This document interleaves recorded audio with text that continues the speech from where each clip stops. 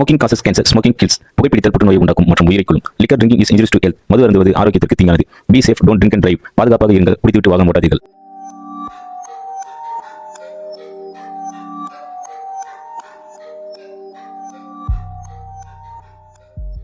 Welcome passenger real life go ஸ்டோரிஸில் நான் உங்கள் ஹாண்ட்மேன்.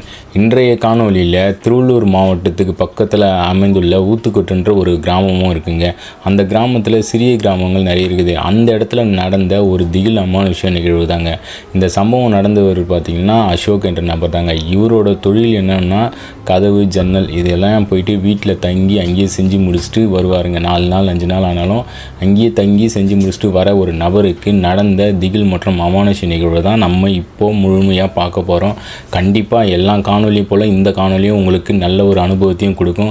அதில் எந்தவித சந்தேகமும் இல்லை.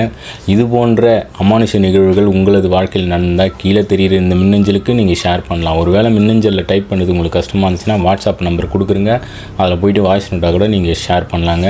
இது வரைக்கும் நம்ம சேனலை நீங்கள் சப்ஸ்கிரைப் பண்ணால் பார்த்துருந்தா ஃபஸ்ட்டு சப்ஸ்கிரைப் பண்ணிக்கோங்க. பக்கத்தில் இருக்கிற பெல் பட்டனை அழுத்திட்டு நோட்டிஃபிகேஷன் ஆன்னு கொடுத்தீங்கன்னா நம்ம போடுற இது போன்ற திகில் மற்றும் அமானுஷ நிகழ்வுகள் எல்லாமே உங்களுக்கு தொடர்ந்து வந்துகிட்டே இருக்கும்.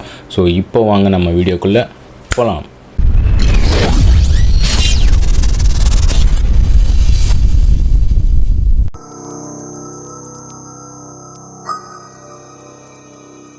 இந்த சம்பவத்தை நம்மளுக்கு மின்னஞ்சலி மூலிமா ஷேர் பண்ணது அசோக் என்ற நபர் தாங்க. இந்த சம்பவம் கிட்டத்தட்ட 7 வருஷத்துக்கு முன்னாடி இவருக்கு தாங்க நடந்திருக்கு.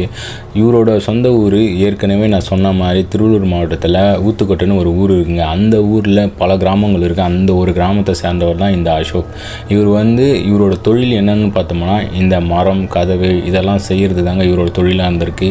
இவர் ஒரு இடத்துலையும் வேலையும் செஞ்சிட்ருக்காரு. ஒருத்தர் கீழே அது ஊத்துக்கொட்டையில் தான் அமைஞ்சிருக்கு இவங்க கடை. அந்த இடத்துல தாங்க இவர் வேலையும் செஞ்சிட்ருக்காரு. கிட்டத்தட்ட அந்த இடத்துல மட்டும் 5 வருஷமாக இவர் வேலையை செஞ்சிட்ருக்காரு. இவர் பெருசாக படிக்கலைங்க, 10வது வரைக்கும் தான் படித்தும் இருக்கார். அந்த இடத்துல அந்த ஓனருக்கு பெரிய ஆர்டர் ஒன்று வருதுங்க. அது என்னென்னா ஒரு பெரிய பில்டிங் ஒன்று கட்டிகிட்டு இருக்கோம். அதுக்கு ஜன்னல் கதவு எல்லா வேலையும் நீங்கள் தான் பண்ணி கொடுக்கணும் அப்படின்ற மாதிரி அந்த ஓனருக்கு ஒரு ஆர்டரும் வருது. அந்த இடம் எங்கே அமைஞ்சிருக்குன்னா இவங்க தங்கியிருக்கிற இடத்துலேருந்து கிட்டத்தட்ட 35 கிலோமீட்டர் தள்ளி போனால் ஒரு அடர்ந்த காட்டு பகுதி மாதிரி இருக்குங்க. அந்த இடத்துல ஒரு பணக்காரர் கெஸ்ட் ஹவுஸும் கட்டிகிட்டு இருக்காரு. அவங்க குடும்பத்தோடு அங்கே ஜாலியாக என்ஜாய் பண்ணுறதுக்காக கெஸ்ட் ஹவுஸ் கட்டுறாரு. அந்த கெஸ்ட் ஹவுஸுக்கு தான் இவங்க இப்போ வேலைக்கு போகக்கூடிய ஒரு சூழ்நிலையும் உருவாகுதுங்க. உடனே இவங்க ஓனரு நம்மளுக்கு பெரிய ஆர்டராக கிடச்சிருக்கு அசோக், நீ கூட போயிட்டு அவர் கூட ஹெல்ப்பரும் இருக்காங்க ஒரு 3 பேர். அந்த 3 பேர் கூட்டிகிட்டு போயிட்டு எல்லா வேலையும் முடிச்சு கொடுத்துட்டு அதுக்கப்புறமா வா, இது நம்மளுக்கு கிடைச்சது பெரிய கான்ட்ராக்டு, அதனால் நீ கூட போ. நீ போகாமல் சின்ன பசங்களை விட்டுட்டியன்னா அப்புறம் வேலை எதுவும் பெருசாக சீக்கிரமாக நடக்காது, நம்மளுக்கு காசு கிடைக்காது அப்படின்ற மாதிரி அவங்க ஓனர் அசோக் கிட்ட சொல்லவும் அசோக்கும் கொஞ்சம் சந்தோஷம் தான். ஏன்னா இந்த மாதிரியான டைமில் வெளியே போனோம்னா நிறைய இடத்த சுற்றி பார்க்கலாம், அதே சமயம் நிறைய காசும் கிடைக்குன்றதுனால இவரும் போகிறதுக்கு சம்மதிக்கிறாருங்க. அதுக்கப்புறமா அன்னைக்கு இங்கெல்லாம் வேலையெல்லாம் முடிச்சுட்டு அவங்க வீட்டுக்கு போயிட்டு இந்த மாதிரி விஷயத்தையெல்லாம் சொல்கிறாரு. அவங்க வீட்லேயும் சரிப்பா நீ பார்த்து ஜாக்கிரதையாக போயிட்டு வந்துரு அப்படின்ற மாதிரி அவங்க வீட்லேயும் சொல்லிடுறாங்க. அதுக்கப்புறமா இவரு கூட இருக்கிற 3 பேர் இருக்காங்களே அசிஸ்டண்ட், அவங்களை கூட்டிட்டு இவரும் அந்த இடத்துக்கும் போய் சேர்றாருங்க. அந்த இடம் எப்படி இருக்குதுன்னு பார்த்தோம்னா பயங்கரமான காடுங்க. அந்த காட்டுக்கு நடுவில் ஒரு சில வீடுகள் மட்டுமே இருக்குது. அதாவது ஒரு 2-3 வீடுகள் மட்டும்தான் அந்த இடத்துல அமைஞ்சும் இருக்குது. ஒரு பெரிய கோவில் ஒன்றும் இருக்குது. அந்த கோவிலுக்கு தாண்டி கொஞ்சம் தூரம் தள்ளி போனதாங்க இந்த புது பில்டிங்கும் கட்டிட்டும் இருக்காரு. சென்னையிலேருந்து ஒரு பணக்காரர் தான் அந்த இடத்துல நிலமும் வாங்கி வீடும் கட்டிட்டு இருக்காரு. அந்த இடம் மக்கள் வசிக்கக்கூடிய இடமா இருந்தாலும் ஆனால் அந்த இடத்துல ஒரு சில வீடுகளே தான் இருக்குது. இந்த மாதிரி வெளியிலேருந்து இந்த இடத்துல கெஸ்ட் ஹவுஸ் மாதிரி கட்டி அங்கே தான் வசிச்சுட்டு இருக்காரு. ரொம்ப அடர்ந்த காடெல்லாம் இல்லைங்க, ஓரளவுக்கு தான் இருக்கும் அந்த காடு. அந்த இடத்துல கோயிலும் இருக்குது, ஒரு சில வீடுகளும் இருக்குது. அந்த இடத்துல நிறைய பேர் இது வெக்கேஷனுக்காக பயன்படுத்துகிற ஒரு இடமாகவும் இருந்துகிட்ருக்கு. அதே சமயம் அந்த இடத்துல ஒரு சில மக்களும் வசிச்சுட்டும் இருக்காங்க. அது பக்கத்தில் பெரிய பெரிய கிராமங்கள்லாம் இருக்குதுங்க. இந்த இடத்துல இவங்க வேலைக்கு போன இடத்துல அதை சுற்றி பெரிய பெரிய கிராமங்கள்லாம் இருக்குது. இவங்கலேருந்து 1 கிலோமீட்டர் அளவுக்கு உள்ளே போனால் அந்த ஒரு காடு போன்ற ஒரு அமைப்பு இருக்கும். அந்த இடத்துல தான் இந்த வீடும் கட்டிட்டும் இருக்காங்க. அந்த இடத்துல போய் சேர்ந்த அசோக் மற்றும் அவரோட நண்பர்கள் எல்லாமே அவங்களுக்குன்னு தனியாக ஒரு ரூம் ரூம் மட்டும் ஒதுக்கி வச்சுருக்காங்க. அந்த இடம் பெரிய ஒரு 2 அடுக்கு பில்டிங் கட்டி வச்சுருக்காங்க. அதுக்கு எதிர்ப்புறத்தில் ஒரு சின்னதாக ஒரு கொட்டா அமைப்பு போட்டு வச்சுருக்காங்க. இந்த இடத்துல தான் நீங்கள் தங்கி எல்லா வேலையும் முடிச்சு கொடுக்கணும் அப்படின்ற மாதிரி அந்த ஓனர், வீட்டோட ஓனர் வந்து சொல்கிறாருங்க இவங்ககிட்ட. இவங்களும் சரிங்க சார், நாங்கள் எல்லாத்தையுமே சொன்ன டைமில் முடிச்சு கொடுத்துட்றோம் அப்படின்ற மாதிரி அவங்கக்கிட்ட சொல்லிவிட்டு அன்றைய இரவு அப்படியே முடிஞ்சும் போயிடுதுங்க. மறுநாள் இவங்க அசோக் அவங்களோட நண்பர்கள் வந்து வேலையும் ஸ்டார்ட் பண்ணுறாங்க. வேலையை ஸ்டார்ட் பண்ணிட்டு கொஞ்சம் கொஞ்சமாக எல்லா வேலையும் அந்த வீட்டுக்கு தேவையான ஜன்னல், கதவு இதுக்கான அளவுகள்லாம் எடுத்துகிட்டு வேலையாக அவங்க வந்து ஜன்னலில் செய்யலாம் அப்படின்ற மாதிரி முடிவு எடுத்துகிட்டு எல்லா வேலையும் செய்யவும் ஆரம்பிக்கிறாங்க. ஒரு சில நாட்கள், அதாவது 2-3 நாட்கள் போகுது. இந்த அசோக்குக்கு ஒரு நாள் வந்து சாப்பிட்டது செட் ஆகாமல் வயிறை வந்து கலக்கிருக்கு. அதனால் இவர் என்ன செய்யலாம்னா பொது வெளியை பயன்படுத்தலாம் அப்படின்ற மாதிரி அங்கேருந்து இவர் கொஞ்சம் தூரம் நடந்து போயிடுறாரு. இவங்க வேலை செய்கிற இடத்துலேருந்து கொஞ்சம் தூரம் நடந்து போனால் ஒரு வீடு இருக்குங்க. அந்த லைன்லேயே ஒரு 4-5 வீடு இருக்கும். அந்த லைனில் போயிட்டு அதுக்கப்புறமா போனோம்னா ஆறு ஒன்று வருதுங்க. அந்த ஆற்றுக்கிட்ட தான் இவர் வந்து போகிறாரு. அப்படி போகும்போது இவங்க வேலை செய்கிறாங்களா அந்த வீட்டுக்கு பக்கத்துலேயே ஒரு வீடு இருக்குங்க. அந்த வீட்டுக்கு அடுத்த வீடு ஒன்று இருக்குது, 2வது வீடு. அந்த வீட்டில் வந்து ஒரு இளம் பெண் வந்து நின்றுட்டு இருக்காங்க வாசலில். அதை இவர் வந்து பார்க்குறாங்க. அசோக்குக்கு 27 வயசு தான் இருக்கும். ஆனால் அந்த பொண்ணோட வயசு பார்த்திங்கன்னா ஒரு 21-20 வயசு அந்த மாதிரி தான் இருக்கும். அந்த பெண் வந்து அசோக்கை வந்து அப்படியே வச்ச கண்ணு வாங்காமல் பார்த்துட்டே இருங்க. இந்த அசோக்குக்கு இன்னுமே கல்யாணமும் ஆகலை. இவருக்கும் அந்த பொண்ணை பார்த்த உடனே கொஞ்சம் ஆசையும் வருது. அதனால் அந்த பொண்ணை பார்த்துட்டே அப்படியே போகிறாரு. இவர் போயிட்டு எதுக்காக போனாரோ அந்த வேலையெல்லாம் முடிச்சுட்டு வரும்போது அந்த பொண்ணு மறுபடியும் அதே இடத்துல அந்த வீட்டுக்கு வெளியே நின்றுட்டுருக்கு. அதையும் இவர் மறுபடியும் பார்த்துட்டே வராரு. அந்த பொண்ணு லைட்டாக சிரித்த மாதிரியே இவர் பார்த்துட்டே இருக்குங்க. இவரும் அதுக்கேற்ற மாதிரி சிரித்த உடனே அந்த பொண்ணு டக்குன்னு கையும் காட்டுது. இவர் என்னடா அது திடீர்னு இன்றைக்கி தான் என்னை பார்த்தது, ஆனால் உடனே கை காட்டுது அப்படின்ற மாதிரி இவரும் என்ன பண்ணுறாங்க, மனசில் ஆசையை வளர்த்துக்கிட்டு, அதாவது நம்மளுக்குள்ளே இந்த ஆம்பளைங்கனாவே அந்த ஒரு ஜாலி வந்துடும் இல்லைங்களா, அந்த மாதிரி ஒரு ஆசையில் வந்து கையும் காட்டியிருக்காரு அந்த பொண்ணுக்கு. அதுக்கப்புறமா இவர் திரும்பி பார்த்துட்டே போயிருந்துருக்காரு. அந்த பொண்ணும் திரும்பி இவர் பார்த்துட்டே இருந்திருக்கு. அதுக்கப்புறமா அங்கே போயிட்டு அந்த வீட்டுக்கிட்ட போயிட்டு வேலையும் செய்ய ஆரம்பிச்சிருக்காரு. ஆனால் இதை பற்றி அவங்களோட நண்பர்கள்கிட்ட யாருக்கிட்டையுமே ஒரு வார்த்தை கூட இவர் சொல்லலைங்க. இதுக்கப்புறமா தான் இவரோட வாழ்க்கையில் பல அமானுஷ விஷயங்களும் நடக்கவும் ஆரம்பிச்சிது. இப்படியே ஒரு சில நாட்கள் கடந்து போயிட்டே இருக்குங்க. ஏறக்குறைய பாதி வேலையை வந்து முடிச்சிடுறாங்க. அப்படி போயிட்டே இருக்கும்போது டெய்லியும் அந்த பொண்ணை பார்க்கறதுக்காக இவர் அவங்க வீட்டை தாண்டி போயிட்டும் வருது தான் வழக்கமாக இருந்திருக்கு. சாப்பிட்ட உடனே ஆற்றுக்கு போயிட்டு வரேன் அப்படின்ட்டு இவங்க நண்பர்கள்கிட்ட சொல்லிவிட்டு கிளம்பி போயிடுவாருங்க. இவர் பண்ணுற இந்த விஷயத்தை அவங்க நண்பர்கள்கிட்ட கடைசி வரைக்குமே சொல்லாமல் தான் வச்சுட்டு இருக்காரு. அப்படி போயிட்டே இருக்கும்போது இவங்களுக்குள்ள நெருக்கம் வந்து அதிகமாகிட்டு இருக்கு. அந்த பொண்ணுக்கும் அசோக்குக்கும் போகும்போது கையை காட்டுறது, சிரிக்கிறது, இந்த மாதிரிலாம் தாண்டி அதுக்கப்புறமா ஒரு நாள் வந்து இவங்க வீட்டு பக்கம், அதாவது அந்த பொண்ணோட வீட்டுக்கு பின்னாடி போயிட்டு இவங்க 2 பேருமே பேசியிருக்காங்க. பேசி அப்படியே ஃபோன் நம்பரும் மாற்றின்னு இருக்காங்க. அதுக்கப்புறமா டெய்லியும் மெசேஜ் பண்ணுறது, ஃபோன் பண்ணுறது, இப்படியே தொடர்ந்து இவங்களுக்குள்ளே போயிட்டே இருந்துங்க. அப்படியே ஒரு வார காலகட்டம் இவங்க 2 பேரும் ஃபோனில் வந்து பேசிகிட்டே இருந்திருக்காங்க. அப்படி பேசிகிட்டே இருக்கும்போது இவங்க 2 பேருமே சபலப்பட்டு ஒரு நாள் வந்து அந்த காட்டுக்குள்ளே சரியாக ஒரு 7 மணி அளவில் வந்து செய்யக்கூடாத ஒரு விஷயத்தையும் செய்கிறாங்க. இது ஒரு நாள் செஞ்சாங்களான்னு பார்த்தோம்னா அதுதாங்க இல்லை. கிட்டத்தட்ட அந்த வேலையை முடிச்சுட்டு அவர் வீட்டுக்கு கிளம்புற வரைக்குமே அந்த பெண்ணு கூட தப்பான ஒரு உறவுலையும் இருந்திருக்காரு. அந்த பொண்ணு இவரு கூட விருப்பப்பட்டு தான் இருந்திருக்குங்க. கிட்டத்தட்ட 2 வார காலம் வந்து அந்த இடத்துல தங்கி வேலையை செஞ்சுட்டு இருக்காங்க. அந்த 2 வார காலத்திலேயே ஒரு வாரம் ஃபுல்லாகவே அந்த பொண்ணு கூட இவர் தப்பான உறவுலையும் இருந்துட்டு இருக்காரு.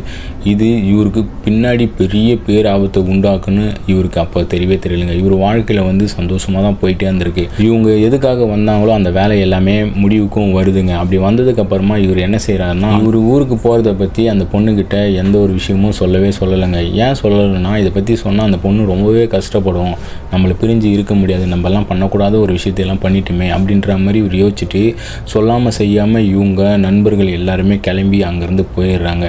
இதை பற்றி எதுவுமே அந்த பொண்ணுக்கு தெரியலைங்க. இவர் ஃபோன் பண்ணாலும் ஃபோன் எடுக்கலை, மெசேஜ் பண்ணாலும் அதுக்கும் ரிப்ளைவே இல்லைங்க. அங்கேருந்து கிளம்பி வந்ததுக்கப்புறமா அசோக் வந்து நல்லா தான் இருந்திருக்காரு. அப்படியே ஒரு சில நாட்கள், அதாவது ஒரு மாதங்கிட்ட கடந்து போயிருக்குங்க. அதுக்கப்புறமா இவர்கிட்ட ஒரு சில மாற்றத்தையும் அவங்க பெற்றோர்களும் அவங்க நண்பர்களும் வந்து பார்க்குறாங்க. அது என்னன்னா, இவரோட பேச்சு நடவடிக்கை எதுவுமே சுத்தமாக சரியே இல்லைங்க. இவர் வந்து ஒரு மாதிரி ஆபாசமாக, அதாவது எங்கே போனாலும் வெளியே போனாலும் ஷர்ட்டை வந்து போடாமல் போகிறது. ஒரு சில சமயத்தில் வந்து இவர் என்ன செய்கிறாருன்னா லுங்கி, இந்த ஃபேண்ட்டு, ஷார்ட்ஸு இந்த மாதிரிலாம் போட்டுட்ருப்பாங்களா, அதெல்லாம் கழட்டிட்டு விட்டுட்டு வெறும் ஜெட்டியோட போகிறது, இந்த மாதிரியான விஷயங்கள்லாம் அவங்க அப்பாவும் சரி அவங்க அம்மாவும் சரி இது எல்லாமே கண் கூட பார்த்து ரொம்பவே மனவேதனையில் இருந்திருக்காங்க. இவங்க எவ்வளோ திட்டிருக்காங்க, அடிச்சிருக்காங்க, எவ்வளோ சொன்னாலும் அவர் வந்து ஒரு மாதிரி பித்து பிடிச்ச மாதிரியே இருந்திருக்காருங்க அசோக். என்ன தான் ஆச்சு இவனுக்கு, ஏன் இப்படிலாம் இருக்கிறான் அப்படின்ட்டு ஹாஸ்பிட்டலுக்கு கூட்டின்னு போயிட்டு நிறைய இடத்துல வைத்தியமும் பார்த்துருக்காங்க. ஆனால் பெருசாக வந்து அது எந்த ஒரு பலனும் அளிக்கலைங்க. இவர் தொடர்ச்சியாக இதே மாதிரி பண்ணிகிட்டே இருக்கும்போது இவங்களுக்கு ரொம்பவே பயமாயிடுது. என்ன தாண்டா ஆச்சு இவனுக்கு, ஒன்றுமே புரியலையே அப்படின்ற மாதிரி இவங்க பைத்தியம் முடிச்ச மாதிரி அவங்களும் ஒரு பக்கம் யோசிச்சுட்டே இருக்கும்போது இவங்களோட நண்பர்கள்கிட்ட கேட்குறாங்க, என்ன தான் ஆச்சு அவனுக்கு, எதுக்கு இப்படியெல்லாம் இருக்கான் அப்படின்னு கேட்டோன்னே, எங்களுக்கே தெரியலம்மா, ஆனால் அந்த இடத்துல நாங்கள் லாஸ்ட்டாக ஒரு இடத்துல வேலைக்கு போனோம், அங்கேருந்து இவங்கக்கிட்ட ஒரு மாற்றம் எங்களுக்கு தெரிஞ்சுது. ஆனால் நாங்கள் பெருசாக அப்போ வந்து நினைக்கலம்மா, இவன் வந்து அடிக்கடிக்கு எங்ககிட்ட சொல்லாமல் வெளியே போயிடுவான், கேட்டால் ஆற்றுக்கு போகணுன்னு சொல்லுவோம்மா, அதுக்கப்புறமா இவன் வந்துடுவான், ஆனால் இங்கே வந்ததுக்கப்புறமும் நல்லா தானே இருந்தான், திடீர்னு என்ன ஆச்சுன்னு கூட எங்களுக்கு தெரியலையம்மா அப்படின்ற மாதிரி அவங்களோட நண்பர்கள் கூட வேலைக்கு போனாங்க இல்லைங்களா, அவங்களும் அதே சொன்னோடனே இவங்களுக்கு ஒன்றுமே புரியல, என்ன செய்யறதுன்னு தெரியல. அப்போ தான் அவங்க அப்பாவுக்கு ஒரு ஐடியாவும் வருது. அது என்னென்னா, நம்ம புள்ள வந்து இங்கேருந்து போகிறதுக்கு முன்னாடி நல்லா தான் இருந்தான், அங்கே போயிட்டு வந்ததுக்கப்புறமா தான் இந்த மாதிரிலாம் அவன் நடந்துக்கிறான், கண்டிப்பாக இது ஏதோ ஒரு அமானுஷம் சம்மந்தப்பட்டதாக தான் இருக்கணும் அப்படின்ற மாதிரி அவங்க அம்மா கிட்ட சொன்னோடனே, சரிங்க நம்ம எவ்வளவோ டாக்டர் போய் பார்த்துட்டோம், இந்த வாட்டி நம்ம பையனை டாக்டர்கிட்டலாம் கூப்பிட்டு போகக்கூடாது, கண்டிப்பாக ஒரு சாமியார்கிட்ட தான் கூட்டிகிட்டு போகணும் அப்படின்ற மாதிரி இவங்க 2 பேருமே சேர்ந்து முடிவெடுக்கிறாங்க. இவங்க முடிவெடுத்ததுக்கப்புறமா தாங்க இவங்களுக்கு பேரதிர்ச்சிகரமான ஒரு சம்பவமும் நடக்குது. அது என்னென்னா, இவங்களோட பையன் வேலைக்கு போகிறேன்னு சொல்லிட்டு போனவர் திரும்பி இவங்க வீட்டுக்கே வரவே வரலைங்க. இவங்களுக்கு என்ன செய்யுதுன்னே தெரியலங்க. இவங்க தேடாத இடமெல்லாம் கிடையாது, எல்லா இடத்துலையும் தேடிருக்காங்க, இவங்களோட கடையிலையும் போய் தேடிருக்காங்க, அவங்க ஓனர் இருக்காங்க இல்லையா, அந்த ஓனர்கிட்டையும் போய் கேட்டிருக்காங்க. அந்த ஓனரும் அவங்க நண்பர்களும் இந்த இடத்துக்கு வேலைக்கே வரலையே அப்படின்ற மாதிரி அவங்ககிட்ட சொல்லியிருக்காங்க. இவங்களுக்கு என்ன செய்யறதுன்னு தெரியல, ரொம்பவே அந்த இடத்துல வந்து அழுதுனே இருந்திருக்காங்க. அதுக்கப்புறமா மனசு கேட்காம அவங்க ஓனரில் இப்போ என்னதாம்மா பண்ணுறது அப்படின்னு கேட்ட உடனே அந்த இடத்துல, அதாவது அந்த ஓனர்கிட்ட இவங்க நடந்த விஷயத்தை எல்லாமே ஏற்கனவே அந்த ஓனருக்கு தெரியும், இருந்தாலும் இவங்க அப்பா வந்து இந்த மாதிரியெல்லாம் இருக்கான், எனக்கு ஒரு மாதிரி சந்தேகமாக இருக்குது அப்படின்ற மாதிரி சொன்னோடனே, அந்த இடத்துக்கு வேலைக்கு போனாங்களா அந்த இடத்துக்கு போயிட்டு வேணால் நம்ம பார்க்கலாமா அப்படின்ற மாதிரி சொன்னோன்னே, இந்த ஓனர் அவங்க சொந்த கார்லேயே வந்து அவங்க அப்பா அவங்க அம்மா அவங்களோட அந்த கூட வேலை செஞ்சாங்களா ஒரு சில பேர் மட்டும், அதாவது 2 பேர் மட்டும் கூட்டிகிட்டு அந்த இடத்துக்கும் போகிறாருங்க. ஒரு மணி நேரம் பயணம் செஞ்சதுக்கப்புறமா அந்த இடத்துக்கும் போகிறாங்க. அப்படி போயிட்டு அந்த வீட்டுக்கிட்ட வந்து சுற்றி வந்து தேடுறாங்க, எல்லா இடத்துலையும் தேடுறாங்க. ஆனால் அந்த இடத்துல வந்து அசோக்கை வந்து காணவே காணுங்க. இவங்க என்ன செய்யுதுன்னே ஒன்றுமே புரியல. அதுக்கப்புறமா அவங்க கூட வேலை செஞ்சுட்டு அந்த நண்பர் இல்லைங்களா, எப்போவுமே அவன் ஆற்றுக்கு போகிறேன்னு தான் சொல்லுவான், வேணால் நம்ம ஒன்றா அங்கே போய் செக் பண்ணி பார்க்கலாமா அப்படின்ற மாதிரி சொன்னோடனே இவங்க எல்லாருமே அந்த இடத்துல நடந்து போகிறாங்க. அப்படி தேடிகிட்டே பேர் சொல்லி கூட்டிகிட்டே போகிறாங்க. அப்படி போனதுக்கப்புறமா தான் இவங்களுக்கு பேரதிர்ச்சிகரமான ஒரு சம்பவமும் நடக்குது. அது என்னென்னா, அசோக் வந்து அந்த காட்டுக்குள்ளே ஒரே ஒரு துணி கூட இல்லாமல் நிர்வாணமாக மயங்கிய நிலையிலும் இருக்கிறாருங்க. அவர் சாதாரணமாலாம் இல்லைங்க, பயங்கரமான உடம்புலலாம் அடிப்பட்ட சில தழும்புகள், ரத்த காயங்கள்லாம் இருக்குது. அதை பார்த்துட்டு தான் இவங்க எல்லாருமே வந்து பதறி போயிடுறாங்க. இவன் எப்படி இங்கே வந்தான், இவனுக்கு என்ன ஆச்சு அப்படின்ட்டு இவங்க ஒன்றுமே துடிச்சு பிடிச்சி அசோக்கை வந்து எழுப்புறாங்க. ஆனால் அவர் வந்து எந்திரிக்கல, சுயநினைவிலே இல்லைங்க. இவங்களுக்கு என்ன பண்ணுறதுனே தெரியல, ஒன்றுமே புரியல, என்ன தான் ஆச்சு என் பையனுக்கு அப்படின்ட்டு அந்த இடத்துல அவங்க பெட்ரோல் வந்து கதறி அழவும் செய்கிறாங்க. அவங்க ஓனர் என்ன சொல்கிறாங்கன்னா, நீங்கள் பயப்படாதீங்கம்மா, ஒன்றும் ஆயிருக்காது அப்படின்ட்டு அவர் மேலே துணியெல்லாம் போட்டுட்டு அங்கேருந்து அசோக்கை வந்து தோல் மேலே தூக்கி போட்டுன்னு போயிட்டே இருக்கிறாங்க. அப்படி போயிட்டே இருக்கும்போது எதிர வந்து ஒரு சாமியாரும் வராரு. அவர் யாருன்னா, நான் ஏற்கனவே சொல்லியிருப்பேங்க, அந்த காட்டில் ஒரு கோவில் இருக்குது, அந்த கோவிலில் வேலை செய்கிற ஒரு பூசாரி தான் இவங்க எதிரவும் வராரு. அவர் வந்ததுக்கு அப்புறமா என்னாச்சு, எதுக்கு இவர் தூக்கிட்டு போகிறீங்க, ஏன் இந்த நிலைமையில் இருக்கிறாருன்ட்டு அந்த சாமியார் வந்து கேட்கவும் அவங்க நடந்த எல்லா விஷயத்தையுமே சொல்கிறாருங்க. சரிங்க, நீங்கள் வந்து இப்படியெல்லாம் கூப்பிட்டு போகாதீங்க, கண்டிப்பாக உங்கள் பையனை வந்து காப்பாற்ற முடியாது, இது ஏதோ ஒரு ஆன்மாவால் பாதிக்கப்பட்டதுனால தான் இந்த மாதிரிலாம் நடந்துக்கிறாரு இவர், நீங்கள் வந்து அந்த கோவிலுக்கு கூப்பிட்டு வாங்க, இவருக்கு என்ன ஆச்சுன்னு அந்த இடத்துல வச்சு பார்க்கலாம் அப்படின்ற மாதிரி அந்த சாமியார் சொன்னோடனே, அதுவும் சரிதான்ட்டு அவங்க பெற்றோர்கள் மற்றும் அவங்க ஓனர் எல்லாருமே அவர் அப்படியே தூக்கின்னு அந்த கோயில்கிட்டையும் போகிறாங்க. அது என்ன கோவில்னா, காட்டு செல்வியம்மன் கோயிலுங்க. அந்த கோயில்கிட்ட அந்த அம்மன் கிட்ட எதுவுமே படுக்க வச்சுட்டு உடனே இந்த சாமியார் மேலே காட்டு செல்வியம்மன் இறங்கி அங்கே நடந்த எல்லா விஷயத்தையும் அவங்க வந்து தெரிஞ்சுக்கிறதுக்கு அப்புறமா இவங்களோட பெற்றோர்கள்கிட்ட சொல்கிறாங்க. அதை கேட்டு இவங்க பயங்கரமான ஷாக்கும் ஆயிடுறாங்க. அப்படி என்ன சொன்னாங்கன்னா, ஏற்கனவே நான் சொல்லியிருப்பேன் இல்லைங்களா, அந்த பெண்ணு கூட தப்பான உறவில் இருந்தாருன்னு சொன்னேன் இல்லைங்களா, அந்த பொண்ணு மேலே ஏற்கனவே ஒரு துஷ்ட ஆன்மாவை வந்து இருந்திருக்குங்க. அந்த ஆன்மா தான் இவர் கவர்ந்து அந்த பொண்ணு கூட தப்பாக இருக்கிற மாதிரி ஒரு சூழலையும் உருவாக்கியும் வச்சுருக்கு. அதனோட மோகத்தால் தான் இவர் இந்த இடத்துல, அதாவது அந்த ஆன்மாவோட தாக்கத்தால் தான் இவருக்கும் இந்த மாதிரியான பித்து பிடிச்ச மாதிரி ஆகிட்டு இந்த காட்டில், அதாவது இந்த பெண்ணை தேடி வரா மாதிரி அந்த ஆன்மாவும் பண்ணியிருக்கு. அதனால தான் இவர் வந்து இந்த இடத்துல நிர்வாணமாக ரத்த காயங்களோட இருந்திருக்காரு. இங்கே வந்ததுக்கப்புறமா அந்த பெண் வந்து இவர் சந்திச்சிருக்காரு. அந்த சந்திக்கும் போது அந்த பெண் வந்து கோபப்பட்டு இவங்கக்கிட்ட நகத்தால் கீறி பயங்கரமாக பல்லு பட கடித்து இது மாதிரிலாம் பண்ணியும் வச்சுருக்காங்க. என்கிட்ட சொல்லாமல் எப்படி நீ இங்கேருந்து போகலாம், நான் உன்னை எப்படி விட்டுருவேன் அப்படின்ற மாதிரி கோவப்பட்டு தான் இவங்கள கடுமையாக வந்து அசோக் வந்து தாக்கியிருக்காங்க. அதனோட காயம்தான் இவர் உடம்புலாம் இருந்திருக்கு. அந்த இடத்துல இவர் மயங்கி நிலையிலே இருந்திருக்காரு. அதுக்கு காரணம் அந்த பாதிக்கப்பட்ட பெண் தான். இது எல்லாத்தையுமே அந்த சாமியார் வந்து அங்கே சொல்லி முடிக்கிறார். இது கேட்ட இந்த குடும்பமே மொத்தமாக அதிர்ச்சியிலும் உறைஞ்சும் போயிருக்காங்க. இதுக்கு வேறு வழியே இல்லையா, என்னோட பையனை எப்படி சரி பண்ணுறது அப்படின்ட்டு அசோக்கோட பெற்றோர்கள்லாம் கேட்ட உடனே அந்த சாமியார் அதுக்கு ஒன்றும் பிரச்சனை இல்லை, எல்லாத்தையும் நம்ம சரி பண்ணிடலாம். ஆனால் ஒரு விஷயம், அந்த பொண்ணை இந்த இடத்துல வர வைக்கணும். அந்த பொண்ணு இங்கே வந்தால் மட்டும்தான் இதுக்கான தீர்வை நம்மளால் கண்டுபிடிக்க முடியும் அப்படின்ற மாதிரி சொன்ன உடனே இவங்க போயிட்டு அந்த பொண்ணு வீட்டாண்டியே போகிறாங்க. இவங்க எப்படியே கேட்டு தெரிஞ்சுக்கின்னு போயிட்டு அந்த பொண்ணுக்கிட்ட கையில் காலில் விழுறாங்க. ஆனால் அந்த பொண்ணு உடம்புல ஏற்கனவே ஒரு கெட்ட சக்தி இருக்குது. அதனால் வந்து அந்த பொண்ணு வந்து இந்த இடத்துக்கு வர்றதுக்கு வந்து சம்மதிக்கவே இல்லைங்க. உடனே அவங்க பெற்றோர்கள்கிட்ட நடந்த எல்லா விஷயத்தையுமே சொல்லியும் முடிக்கிறாங்க. இது கேட்டு அவங்களும் பயங்கரமான அதிர்ச்சியும் ஆகிறாங்க. ஏன்னா இவங்க பொண்ணு வந்து ஏற்கனவே ஒரு சில நாட்கள் வந்து ஒரு சில மாதிரியாக இருக்கிறத இவங்க கண் கூட பார்த்துருக்காங்க. அதனால என்ன செய்கிறாங்கன்னா, நம்ம பொண்ணை வந்து எப்படியாச்சும் சரி பண்ணிடணும் அப்படின்ட்டு இவங்க எல்லாருமே குண்டு கட்டாக தூக்கிக்கின்னு, அதாவது கையை காலை கட்டி போட்டு வலுக்கட்டாயமாக தூக்கிட்டு அந்த கோயிலுக்கிட்ட போகிறாங்க. அந்த கோயிலுக்கிட்ட போனதுக்கப்புறமா இந்த பொண்ணோட உடம்புல இருக்கிற அந்த ஆன்மாவோட தாக்கம் இன்னுமே பயங்கரமாக அதிகமாகவும் அதிகரிக்குது.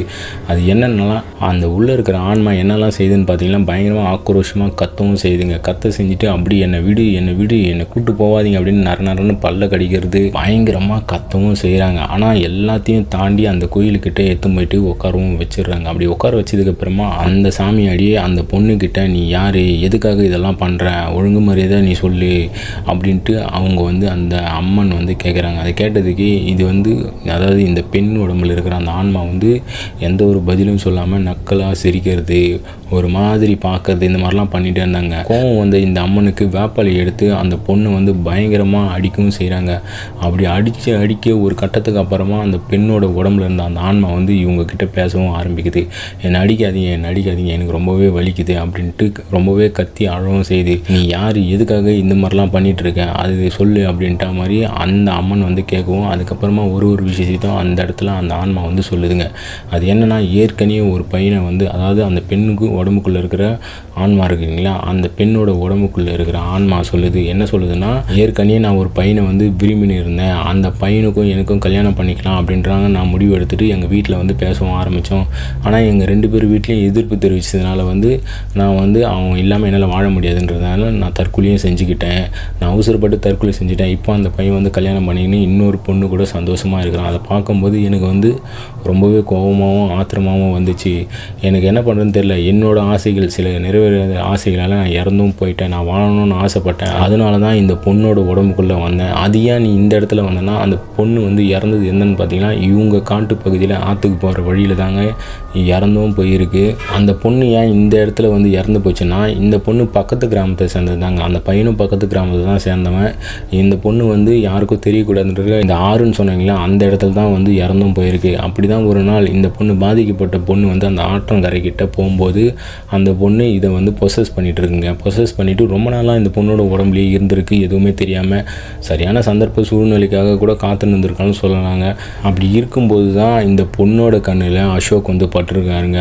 ஒரு சைடு பார்க்கும்போது தன்னோட பழைய காதலன் மாதிரியே இருக்கானே அப்படின்றதுக்காக அந்த ஆன்மா வந்து இவர் மேலே ஆசைப்பட்டு இந்த பொண்ணு மூலியமாக நிறைவேறாத ஆசைகளை தீர்த்துக்கணுன்றதுக்காக தான் இந்த பொண்ணோட உடம்புக்குள்ளேயே வந்திருக்குங்க. கரெக்டாக இந்த அசோக்கை பார்த்த உடனே தன்னோட காதல் மாதிரியே இருக்கிறானே அப்படின்ட்டு இவங்க கூட பழகி சில தப்பான செயல்களையும் செஞ்சு முடிச்சிடுறாங்க. அதன் பிறகு தான் இந்த அசோக் வந்து சொல்லாமல் கொள்ளாமல் ஊருக்கு போனதுனால இந்த ஆன்மா வந்து ரொம்பவே கோபமும் ஆயிருக்கு. அதனால தான் அங்கேருந்து அசோக் இங்கே வர வச்சு கொடுமையும் படுத்திருக்குங்க, பயங்கரமாக தாக்கியும் செஞ்சுருக்கு. இது எல்லாத்தையுமே அந்த ஆன்மா வந்து அந்த இடத்துல சொன்ன உடனே இதை கேட்ட எல்லாருமே பயங்கரமாக ஷாக்கும் ஆயிடுறாங்க. இந்த பெண்ணோட பெற்றோர்கள் இருக்காங்க, அவங்களும் பயங்கரமாக ஷாக்கும் ஆயிடுறாங்க. இதனால தான் நம்ம பொண்ணு ஒரு மாதிரியாக இருந்திருக்காரு போல அப்படின்ட்டு, சாமி இதுக்கு ஏதாச்சும் ஒரு தீர்வே இல்லையா, என் பொண்ணை நல்லபடியாக திருப்பி கொடுத்துருங்க அப்படின்ட்டு இவங்களும் ஒரு பக்கம், அசோக்கோட அவங்க அப்பா அம்மாவும் ஒரு பக்கம் கேட்டோடனே, அதுக்கப்புறமா நீங்கள் எதை பற்றியும் கவலைப்படாதீங்க, நான் இங்கே இருக்கிற வரைக்கும் இங்கே எதுவும் நடக்காது, நான் பார்த்துக்கிறேன் அப்படின்ற மாதிரி அந்த அம்மன் வந்து சொல்கிறாங்க. சொன்னதுக்கப்புறமா அந்த வேப்பலை எடுத்து பயங்கரமாக மறுபடியும் அந்த பெண்ணை வந்து, அந்த பாதிக்கப்பட்ட பெண்ணை வந்து தாக்குறாங்க. கடுமையாக தாக்கும்போது அந்த ஆன்மா வந்து வலியில் வந்து கத்துது, என்னை அடிக்காதீங்க அப்படின்னு சொன்னோடனே உடனே இந்த அம்மன் வந்து என்ன சொல்கிறாங்கன்னா, ஒழுங்கு மரியாதை உடம்புல உடம்புலேருந்து போயிடு, உன்னால் 2 குடும்பத்தில் எவ்வளோ பெரிய பிரச்சனை, ஒரு பொண்ணோட வாழ்க்கையை நீ கெடுத்துருக்க அப்படின்னு சொன்னோடனே அந்த ஆன்மா என்ன சொல்லுன்னா, எனக்கு இவனை மட்டும் கொடுத்துருங்க நான் போயிடுறேன் அப்படின்ற மாதிரி அந்த ஆன்மா கேட்ட உடனே இன்னுமே இவங்க கோபமாகிடுறாங்க. நீ பண்ணக்கூடாத நிறைய வேலையை வந்து தப்பான வேலைகள்லாம் நீ பண்ணிட்ட, இதுக்கப்புறமா உன்னை மன்னிச்சு நான் விட மாட்டேன், ஒழுங்கு மரியாதையாக போயிடு அப்படின்ட்டு ரொம்பவே இவங்க ஆக்ரோஷமாக அப்படியே ஆடவும் ஆரம்பிச்சிட்டு இருக்காங்க ஏந்து. இதை பார்த்து அந்த ஆன்மா வந்து சடனாக அந்த பொண்ணோட உடம்புலேருந்து விலகி வெளியவும் போயிட்டுருக்கு. அதுக்கப்புறமா அந்த பொண்ணு வந்து மயங்கிய நிலையில் தான் இருந்திருக்காங்க. உடனே இவங்க அந்த கோயில் தீர்த்தத்தை வந்து 2 பேருக்குமே தொலைச்சிருக்காங்க. அப்போ தான் இவங்க சுயநினைவுக்கும் வந்திருக்காங்க. அந்த இடத்துல வந்ததுக்கப்புறமா எங்களுக்கு என்ன ஆச்சு அப்படின்ற மாதிரி தான் இவங்க கேட்டு அதிர்ச்சியாக தான் பார்த்துட்டும் இருக்காங்க இவரோட கோலத்தை. இவங்களுக்கு அசோக் யாருன்னே தெரியவே தெரியலைங்க. ஏன்னா இவ்வளோ நாள் வந்து அசோக்கை பற்றி இவங்களுக்கு எந்த ஒரு விஷயமும் தெரியாது. ஏன்னா இவ்வளோ நாள் அந்த பொண்ணோட உடம்புக்குள்ள இருந்த அந்த ஒரு பொண்ணு, அதாவது அந்த ஒரு ஆன்மா தான் இவர்கிட்ட பேசுந்து பழகுந்து எல்லாமே செஞ்சது அந்த ஒரு ஆன்மா தான். அதனால் அசோக்கை இது வரைக்கும் நான் பார்த்தது கூட இல்லை அப்படின்ற மாதிரி தான் அந்த இடத்துல வந்து அவங்க சொல்லியிருக்காங்க. அதுக்கப்புறமா அந்த சாமியாடி ஒரு சில பூஜைகள்லாம் பண்ணி அவங்கக்கிட்ட மந்திரிச்ச கயிறுகளும் சில தகடுகளும் கொடுத்துட்டு இதெல்லாம் உங்கள் வீட்டு பக்கத்தில் எடுத்து போயிட்டு புதைச்சி வைங்க அப்படின்ற மாதிரி 2 பேருக்குமே கொடுத்துருக்காங்க. அப்போ தான் அந்த ஆன்மாவோட பாதிப்புலேருந்து நீங்கள் முழுமையாக வெளிவர முடியும் அப்படின்ற மாதிரி அந்த இடத்துல அந்த சாமியார் வந்து சொல்கிறாங்க. இதை கேட்டு அவங்களோட பெற்றோர்களும் சரின்னு ஒத்துக்கிட்டு அதுக்கப்புறமா அங்கேருந்து கிளம்பி அவங்க வீட்டுக்கு தனித்தனியாக பிரிஞ்சும் போயிடுறாங்க. அப்படியே ஒரு 3 மாதம் காலம் வந்து போயிட்டே இருந்துருங்க. அப்படி போயிட்டே இருக்கும்போது இந்த பொண்ணோட வீட்டிலேருந்து அசோக்கோட வீட்டுக்கு ஃபோனும் பண்ணியிருக்காங்க. அது என்னென்னா, என் பொண்ணு வந்து இப்போ மாசமாக இருக்கா அப்படின்ற ஒரு விஷயத்த சொன்னோடனே இவங்க கேட்டு அதிர்ந்து போயிடுறாங்க.